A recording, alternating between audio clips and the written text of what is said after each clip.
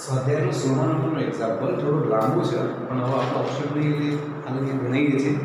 પ્રયત્ન કરજો તમારી રીતે જુઓ.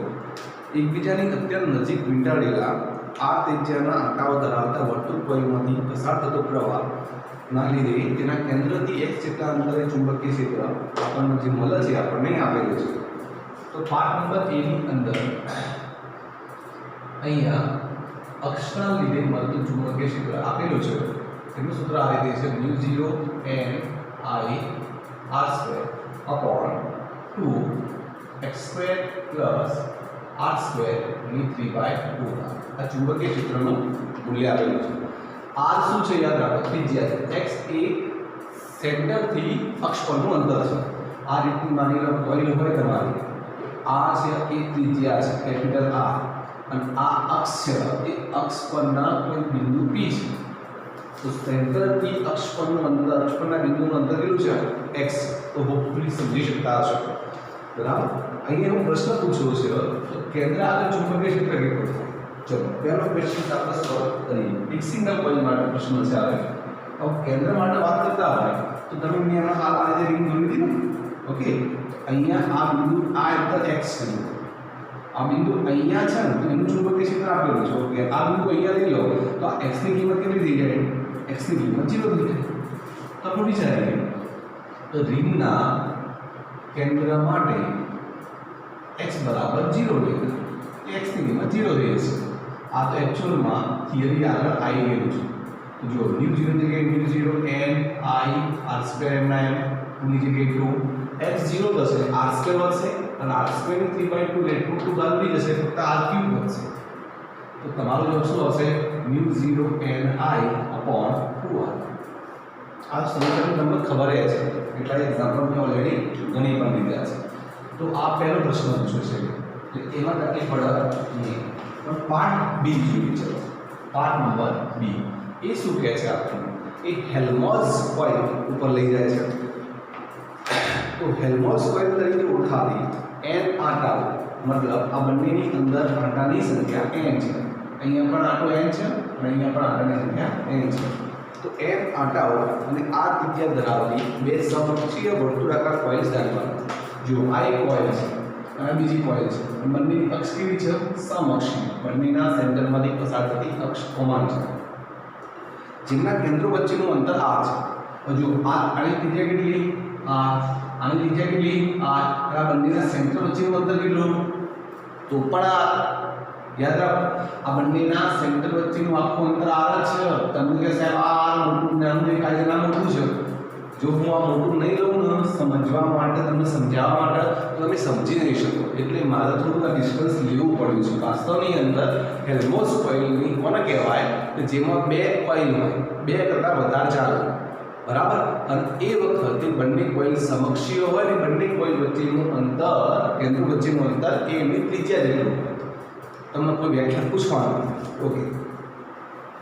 તો અહીંયા બંનેમાંથી પસાર થતો પ્રવાહ એક દિશામાં, માની લો આમાંથી વહેતો પ્રવાહ અહીંયા હું લઈ લઉં આ દિશા, તો અહીંયાથી પણ વહેતો પ્રવાહ આ દિશામાં જશે. બંનેમાંથી વહેતો પ્રવાહની દિશા કોમન હશે. સાબિત કરો કે તેની સામાન્ય અક્ષ પર, સામાન્ય અક્ષ કઈ થાય? આ બંનેની સામાન્ય અક્ષ કહેવાય.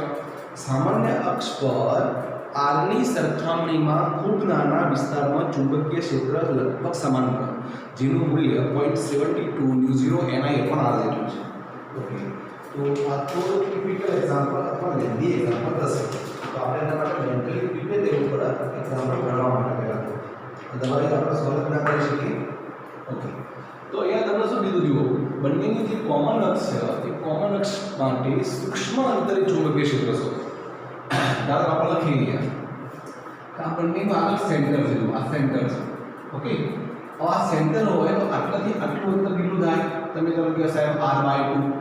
આટલાથી આટલું અંતર કેટલું થાય? તરત કહી સાહેબ r/2. કેમ? કારણ સેન્ટર છે.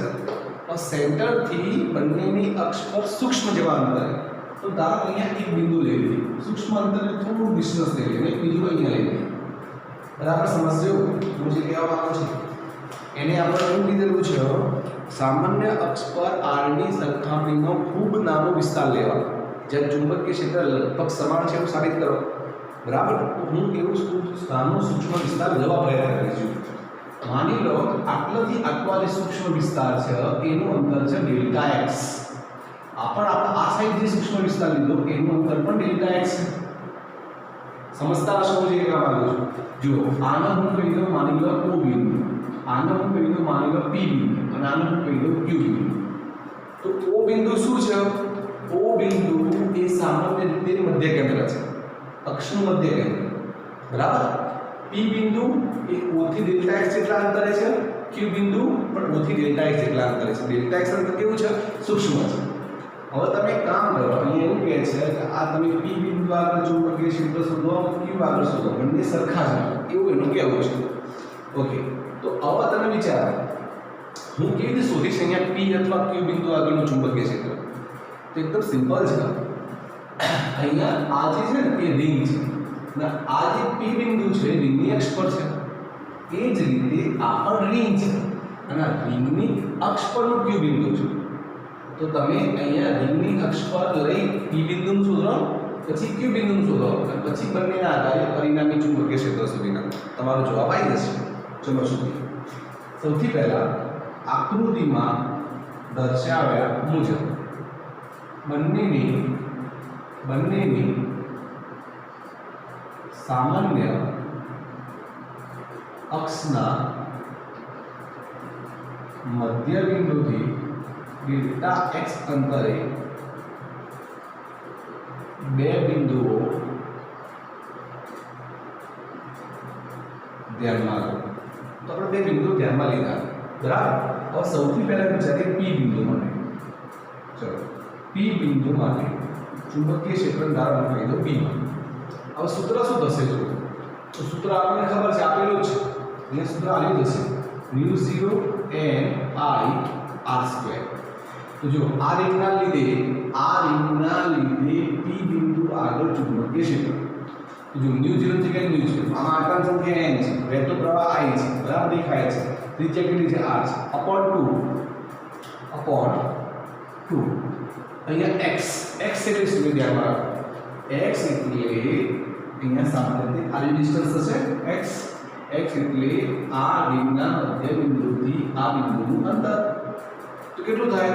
જો આખું કેટલું અંતર છે આટલા સુધી? r/2. એમાંથી કેટલું બાદ કરવાનું? ડેલ્ટા x, હે ને? તો આપણે અહીંયા આને લખી શકીએ r/2 માઈનસ ડેલ્ટા x નો હોલ સ્ક્વેર. બરાબર, x નો મતલબ બદલાશે. x એટલે કે શું થશે? આખા r/2 માંથી આખું ડેલ્ટા x બાદ કરી નાખો એટલે આ ડિસ્ટન્સ જે છે એ આપણને x મળી જશે. પ્લસ ની જગ્યાએ પ્લસ r² ની જગ્યાએ r². ની કેટલી ઘાત થશે? 3/2. હવે થોડું કેલ્ક્યુલેશન વધી જશે. આઈ હોપ કે સમજતા હશો. કેલ્ક્યુલેશન ચોક્કસ વધી જશે. તમારી પાસે કોઈ ખાસ ઓપ્શન અહીંયા નહીં કેલ્ક્યુલેશન કરવાનો, બરાબર. તો કેલ્ક્યુલેશન થોડું વધશે ખરું, બાકી તમે જવાબ સુધી પહોંચી શકશો. ચલો જોઈએ. અહીંયા μ0 n I r² અપોન 2. હવે આનું સાદું રૂપ આપી દઈશું. આ x માઈનસ y નો હોલ સ્ક્વેર છે. x માઈનસ y નો હોલ સ્ક્વેર સાદું રૂપ ખબર છે, x² minus 2xy plus y². તો એ મુજબ આનું સાદું રૂપ કરી નાખેલું r/2 માઈનસ ડેલ્ટા x નો હોલ સ્ક્વેર. તો r/2 એટલે r²/4. ઓકે, પછી 2r/2 ડેલ્ટા x એટલે થશે r ડેલ્ટા x અને છેલ્લે પ્લસ ડેલ્ટા x નો હોલ સ્ક્વેર થઈ જશે. તો અહીંયા સાદું શું મળશે મને? r²/4 minus r delta x plus delta x નો હોલ સ્ક્વેર. તો આનું સાદું થઈ ગયું. વચ્ચે છેલ્લે વધ્યું પ્લસ r² ની કેટલી ઘાત? 3/2. હવે અહીંયા જુઓ, અહીંયા બે ટર્મ્સ એવી છે, ધારો કે આ બંને ટર્મ્સ એવી છે જેમાં ડેલ્ટા x અને ડેલ્ટા x કેવું હતું? મેં કેવું અંતર લીધું હતું? એકદમ સૂક્ષ્મ. ડેલ્ટા x ગણો કે ના ગણો ચાલો, તો ડેલ્ટા x વાળા પદોને શું કરી શકો? અવગણી શકો. લખી શકીએ ડેલ્ટા x અતિ સૂક્ષ્મ હોવાથી અવગણતા. કોની સાપેક્ષે અવગણો છે? યાદ રાખજો, આજે r/2 છે એની સાપેક્ષમાં ડેલ્ટા x બહુ નાનું છે તો આપણે એને અવગણી શકીએ છીએ. તો એ સૂત્ર શું છે? જુઓ μ0 n I r² અપોન 2. અહીંયા વધશે ફક્ત r²/4 આ બે નીકળી જશે, ફક્ત અહીંયા r² વધશે (3/2). સમજતા હશો જે કહેવાનું છે, બરાબર? હજી સાદું તો ઘણું કામ કરશે. ચલો અહીંયા આગળ કન્ટિન્યુ કરીએ તો μ0 n I r², અહીંયા 2 લસા કેટલો આવે છે? 4 અહીંયા જાય તો 4r² + r², 5r²/4 તો નીચે થશે 5r²/4 ની કેટલી ઘાત થશે? 3/2. 5r²/4 ની 3/2 ઘાત હશે. આઈ હોપ કે સમજતા હશો તમે હું જે કહેવા માંગુ છું. એકદમ ઈઝી છે, તમે થોડો પ્રયત્ન કરવો પડે. અહીંયા જુઓ, અહીંયા r² ની 3/2 ઘાત આ રીતે લખાય μ0 n I r², 2 ની જગ્યાએ 2. अब 5/4 तो हो रहे हैं पर r² कौन करना है तो r² ની કેટલી ઘાત છે? 3/2. 2 ની આની 3 ઘાત થઈ, અહીંયા વધીશું 5/4 ની 3/2 ઘાત, બરાબર? તો r નીકળી જશે. તો તમારો જવાબ શું આવશે? અહીંયા μ0 n I/2r અહીંયા 5/4 ની 3/2 ઘાત. સમજતા હશો તો જે કહેવાનું છે, બરાબર? આટલો જવાબ આવશે. આ સમીકરણ નંબર 1 મળી. હવે તમે વિચારો તો કેટલો લાંબો એક્ઝામ્પલ હશે. તમે ફક્ત આ રિંગના લીધે મળતું ચુંબકીય ક્ષેત્ર શોધી દો. હવે એ જ રીતે આ રિંગના લીધે મળતું ચુંબકીય ક્ષેત્ર શોધવાનું અને પછી પરિણામી શોધો. જવાબ જે એને માગ્યો છે એટલો આવશે. સાબિત કરવાનું છે એક્ઝામ્પલ. તો તમારી પાસે ઓપ્શન નહીં, તમે સ્ક્રીનશોટ જરા લઈ લેજો. સ્ક્રીન પોઝ કરીને પહેલાં આટલું લખી દો, પછી જ હું આગળ ગણી શકીશ, બરાબર? મારે ખાલી આ સમીકરણની જરૂર પડશે, મારા બાકીની ગણતરીની જરૂર નથી. આઈ હોપ કે તમે કામ કરી લેશો. સ્ક્રીનશોટ લઈ લેજો, પછી આગળ એક્ઝામ્પલ એક્સટેન્ડ કરીએ છીએ. ઓકે, ચલો હવે આપણે એ જ રીતે લખીએ, આગળ જવા પ્રયત્ન કરીએ. હવે રિંગ 2 ના લીધે P બિંદુએ ચુંબકીય ક્ષેત્ર, ધારો કે એનું કહી દો V2, બરાબર? એટલે તમારે શું કરવાનું છે? આ જે રિંગ છે ને બીજી, એ રિંગ બીજાના લીધે આ જે P બિંદુ છે એના આગળ ચુંબકીય ક્ષેત્ર. હવે આટલાથી આટલું અંતર કેટલું થાય છે? બહુ સુધીનું અંતર કેટલું છે? r/2. પણ એમાં કેટલું એડ થાય? Δx જેટલું બાદ થતું હતું એક જગ્યાએ અહીંયા એડ થશે. તો સાદુરૂપ એના એ જ રીતે આપવાના છે. સૂત્રો એના જ થાય છે μ0 n I r²/2. પણ x ની જગ્યાએ સૂત્ર શું હશે? r/2 વત્તા Δx. તો એ થશે r/2 વત્તા Δx નો હોલ સ્ક્વેર માં પ્લસ r². ની કેટલી ઘાત છે? 3/2. ઓકે, સમજતા હશો છે કહેવાનું છે? ધ્યાનથી થઈ ગયું. હવે આનું સાદું આપવું પડે. તો જે કે આ માઇનસ હતું એની જગ્યાએ ખાલી પ્લસ, બરાબર? તો હવે તમે મેથેમેટિકલ સાદું આપજો, જાતે આપજો, બરાબર? હું અહીંયા આપતો નહીં, હું ડાયરેક્ટલી સમીકરણ લખી દઉં છું, બરાબર? કારણ ઘણો મોટો વિડીયો થઈ જશે, પછી મારે તકલીફ પડશે મને. તો હું અહીંયા લખી દઉં, જવાબ આટલો આવશે. તો μ0 n I/2 5/4 ની 3/2 ઘાત ઇન્ટુ r, સમીકરણ નંબર 2 ડાયરેક્ટલી બની, બરાબર? તો અહીંયા તમારે સાદુરૂપ આપવાનું જુઓ, આ x + y નો હોલ સ્ક્વેર નું સાદુરૂપ આ રીતે આપવાનું. પછી Δx ના પદો અવગણી રાખવાનું, લસા લેવાનું, લસા લઈ પછી આ રીતે સાદુરૂપ આપશો એટલે આટલું જવાબ આવી જશે. એકદમ ઈઝી છે. હવે અહીંયા શું થશે જુઓ, તમારે તો પરિણામી ચુંબકીય ક્ષેત્ર શોધવું છે. તો આપણે આના હાલ તો કાઢી જ નાખીએ છીએ. હવે આપણે લખીએ therefore P બિંદુએ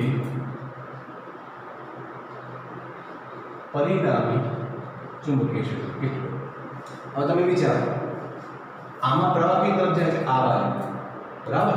તો પ્રવાહ આ બાજુ જતો હોય ને તો બંનેમાં પ્રવાહ એક જ દિશામાં જાય છે. બંનેમાં પ્રવાહ એક જ દિશામાં જાય છે. તો તમે વિચારો, પ્રવાહ આ દિશામાં જાય છે એટલે ચુંબકીય ક્ષેત્ર અહીંયાથી એન્ટર થાય, અહીંયાથી બહાર નીકળે. આ રીતે અંગૂઠો રાખો પ્રવાહ દિશામાં, ચુંબકીય ક્ષેત્ર એન્ટર થાય, અહીંયાથી બહાર નીકળે. અહીંયા પણ આ રીતે તમે પ્રવાહ રાખો તો ચુંબકીય ક્ષેત્ર એન્ટર થાય આ રીતે બહાર નીકળે. P બિંદુ એવું બિંદુ હશે કે જ્યાંથી બંનેના ચુંબકીય ક્ષેત્ર સમાંતર હશે. મેં સમજાવ્યું, યાદ છે તમને? તો બંનેમાં પ્રવાહની દિશા કોમન હોય તો પરિણામી ચુંબકીય ક્ષેત્ર સરવાળો થાય, અને બંને કોઇલમાં પ્રવાહની દિશા જો ઓપોઝિટ હોય તો પ્રવાહની દિશામાં ચુંબકીય ક્ષેત્રની દિશામાં બાદબાકી થાય. તો એ બંને કોઇલમાં પરિણામી ચુંબકીય ક્ષેત્ર શોધવાનો એટલે બંનેનો શું કરવાનો? સરવાળો કરવાનો. એટલે B1 પ્લસ B2. अब B1 ની કિંમત કેટલી છે જો લખી દો. આ બંનેનો સરવાળો કરવાનો. સરવાળો કરવા એટલે કોમન વસ્તુ કાઢી જ નાખો. તો બંનેમાં જે કોમન છે એ કાઢી નાખીએ બંને.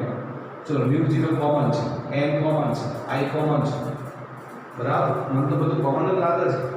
ઓકે, તો કોમન જ છે એકચ્યુઅલમાં 2r 5/4 3/2 ના અહીંયા પર μ0 n i 2r 5/4 3/2 ના.